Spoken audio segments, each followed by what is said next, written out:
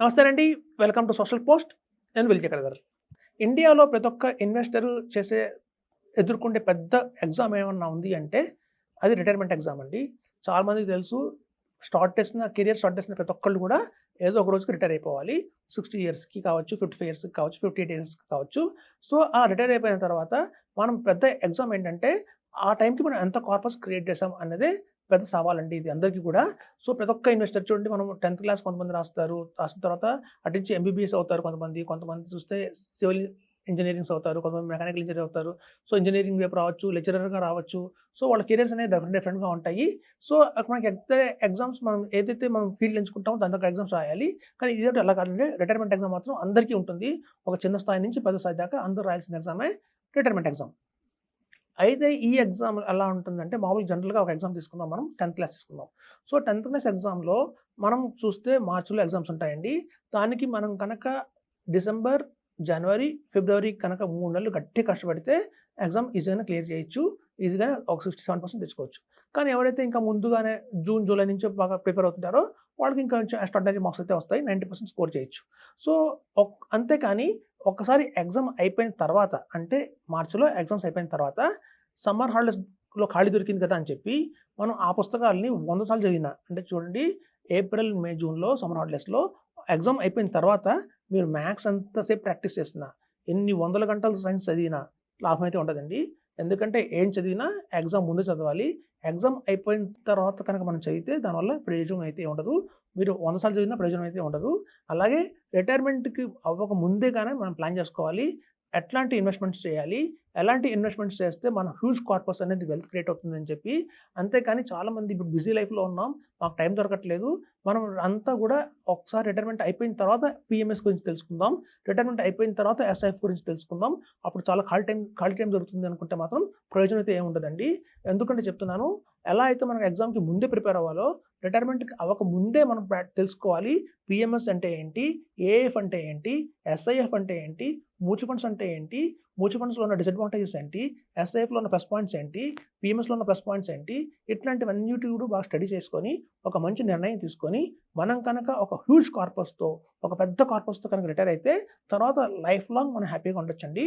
అంతేగాని మనకి తెలిసి తెలియక హాఫ్ నాలెడ్జ్‌తో కనుక మనం సొంతంగా ఇన్వెస్ట్‌మెంట్ చేసుకుంటూ వెళ్ళిపోయి, మ్యూచువల్ ఫండ్స్‌లో కనిపించిన ఫ్లెక్సీ క్యాప్‌ల వల్ల, కనిపించిన మిడ్ క్యాపు, స్మాల్ క్యాపు, అలాగే ఇండెక్స్ ఫండ్స్, ఈటీఎఫ్స్ చెప్తారండి. వీడియోస్‌లో చాలా చెప్తారు, బాగా చెప్తారు. ఈటీఎఫ్‌లో ఇన్వెస్ట్‌మెంట్ చేయండి, అలాగే ఇండెక్స్ ఫండ్స్‌లో ఇన్వెస్ట్‌మెంట్ చేయండి అని చెప్తారు. రేపు పొద్దున్న మనకు కనుక వెల్త్ క్రియేట్ కాకపోతే వాళ్ళెవరు మనకు హెల్ప్ చేయరండి. మనం తిప్పలు మనమే పడాలి. సో, ప్రతి ఒక్కళ్ళు వాళ్ళ లైఫ్ అనేది వాళ్ళ చేతుల్లోనే ఉంటుంది. సో, ప్రాపర్‌గా నాలెడ్జ్ పెంచుకోవాలి. ఇక్కడ చూడండి, మనకి స్టాక్ మార్కెట్ అనంగానే, ఒక ఈక్విటీ మార్కెట్ అనంగానే, ఒక ఈక్విటీ ఇన్వెస్ట్‌మెంట్ అనంగానే అది మ్యూచువల్ ఫండ్స్ కావచ్చు, ఎస్ఐఎఫ్ కావచ్చు, పీఎంఎస్ కావచ్చు, ఏఎఫ్ కావచ్చు. దీనికి మాత్రం కొంత లాజికల్, కామన్ సెన్స్ అన్నీ ఉండాలండి. ఇప్పుడు చూడండి, ఒక ఫిక్స్డ్ డిపాజిట్ చేయడానికి తెలివితేటలు అక్కర్లేదు. ఒక ఆర్డినరీ మ్యాన్, ఒక 10థ్ క్లాస్ ఫెయిల్ అయిన పర్సన్‌కి ఫిక్స్డ్ డిపాజిట్ అదే రిటర్న్ ఇస్తుంది. ఒక బాగా చదువుకున్న ఎంబీబీఎస్ డాక్టర్‌కో లేదా ఒక ఐఏఎస్ ఆఫీసర్ కూడా అదే ఫిక్స్డ్ డిపాజిట్ అదే రిటర్న్ ఇస్తుంది. అందులో పెద్ద తేడా ఏం రాదు. అలాగే చూస్తే మీరు ఈవెన్ పోస్ట్ ఆఫీస్ స్కీమ్ కానియండి, అలాగే పబ్లిక్ ప్రావిడెంట్ ఫండ్ కానియండి, వీటిలో ఇన్వెస్ట్‌మెంట్ చేయడానికి పెద్ద తెలివితేటలకు సంబంధం లేదు. ఎవరికైనా అదే రిటర్న్ వస్తుంది. కానీ వేరేస్ మ్యూచువల్ ఫండ్స్ విషయానికి వచ్చేసరికి, అలాగే ఎస్ఐఎఫ్ కానీ, పీఎంఎస్ కానీ, ఏఎఫ్ కానీ అలా కాదండి. ఇందులో మనకి చాలా బాగా తెలివితేటలు ఉండాలి. అర్థం చేసుకోవాలి సబ్జెక్ట్‌ని. ముందు ప్రతి దాంట్లోనూ లోటుపాట్లు తెలుసుకోవాలి. అలా తెలుసుకున్న తర్వాత మాత్రమే మనం కనుక మంచి ఇన్వెస్ట్‌మెంట్స్ కనుక చేయగలిగితేనే హ్యూజ్ కార్పస్ అనేది బిల్డప్ అవుతుంది. అంతేగాని మనం వేగ్‌గా చేసుకుంటూ పోయాం, టైమ్ పాస్ చేసుకుంటూ పోయామంటే మాత్రం మీరు చూస్తుండగానే, ఎట్లయితే చాలామంది చూడండి, జూన్ నుంచి ప్రిపేర్ అవ్వాల్సిన ఎగ్జామ్‌కి వాళ్ళు టైమ్ పాస్ చేస్తూ చివరికి జనవరిలో మొదలుపెడతారు. సో, అట్లా చివరిలో కనుక మొదలుపెట్టిన వాళ్ళకి ఎక్కువ మార్క్స్ అయితే అలా రావో, అలాగే మీరు ముందంతా ఉన్న టైంలో, ఒక 30 ఇయర్స్ టైంలో ఏజ్‌లో ఉన్నప్పుడే మీరు ప్రాపర్‌గా ప్లాన్ చేసుకోకుండా చివర 45 ఇయర్స్‌కి వచ్చేసరికల్లా కనుక కంగారు పడిపోయి అటు ఇటు రాంగ్ ఇన్వెస్ట్‌మెంట్ చేసి, రిస్కీ ఇన్వెస్ట్‌మెంట్స్ చేసి, పోర్ట్‌ఫోలియో బిల్డ్ చేయకపోగా ఉన్న పోర్ట్‌ఫోలియోని కూడా కోల్పోవడం జరుగుతుంది. సో, అట్లాంటి తప్పులు చేయకండి. ఒక ఎక్స్ట్రార్డినరీ ఒక అడ్వైజర్స్ ఎవరైతే ఉంటారో, ఒక వెల్ ఎక్స్‌పీరియన్స్‌డ్ పీపుల్ ఎవరైతే ఉంటారో వాళ్ళని కనుక మీరు సంప్రదించి, తద్వారా వాళ్ళ ద్వారా ఒక మంచి ప్లాన్ అనేది తీసుకొని, నా ఇన్వెస్ట్‌మెంట్ ఎంత? నా రిటర్న్ ఎంత? నేను ఎంత ఎక్స్‌పెక్ట్ చేస్తున్నాను? ఎలా చేస్తే బావుంటుంది? ఎందుకంటే చూడండి, మీరిప్పుడు ఎక్స్‌పెరిమెంట్ చేస్తున్నట్టు అవుతుంది. మీరు కనుక సొంతంగా నిర్ణయం తీసి ఇన్వెస్ట్‌మెంట్ చేస్తే అది మీకు ఎక్స్‌పెరిమెంట్ అవుతుంది. అది క్లిక్ అవ్వచ్చు, క్లిక్ అవ్వకపోవచ్చు.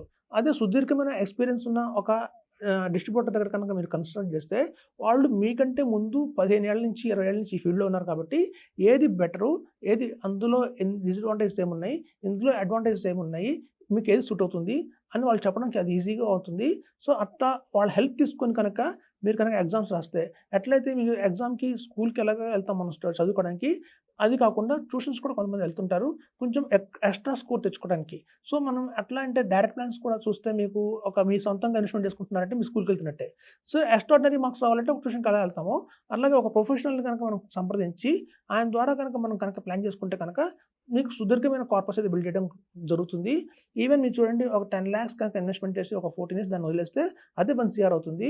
సో, అలా 10,00,000ని మీరు ఒక ప్రాపర్‌గా ఇన్వెస్ట్‌మెంట్ చేయకుండా ఆ 10,00,000ని తీసుకెళ్ళి flexi cap, mid cap, small cap, large cap, thematic fund అలానే కొన్ని స్టాక్స్ కొని సో, రకరకాల స్టాక్స్ అయితే కొంటుంటారు చాలామంది. 80 స్టాక్స్ కొంటుంటారు.